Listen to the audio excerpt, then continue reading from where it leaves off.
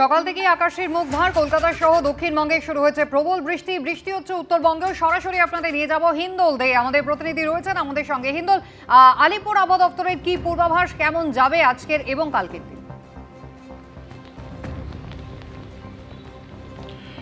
একেবারে দেখো, আলিপুর আবহাওয়া দপ্তরের সর্বশেষ পাওয়া তথ্য অনুযায়ী যেটা দেখা যাচ্ছে যে আজ সকাল থেকেই কলকাতার আকাশ ভার, শুধু কলকাতা নয় দক্ষিণবঙ্গের বিভিন্ন জেলা এবং উত্তরবঙ্গের জেলাগুলোতেও কিন্তু আকাশ মেঘাচ্ছন্ন রয়েছে এবং এই পরিস্থিতি কিন্তু বজায় থাকবে আগামীকাল পর্যন্ত।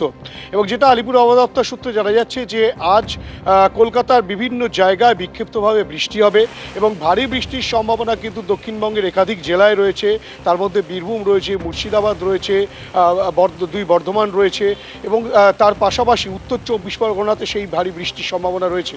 তার পাশাপাশি আগামীকাল এই পরিস্থিতি কিন্তু বজায় থাকবে দক্ষিণবঙ্গের বিভিন্ন জেলায় এবং আগামীকাল ভারী বৃষ্টির সম্ভাবনা অনেকটাই বেশি থাকবে, তেমনটা আলিপুর আবহাওয়া দপ্তর সূত্রে খবর।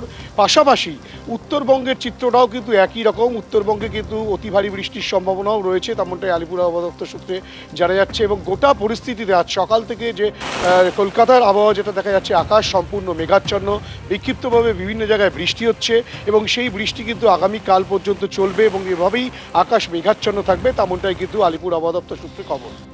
হিন্দোল, ধন্যবাদ।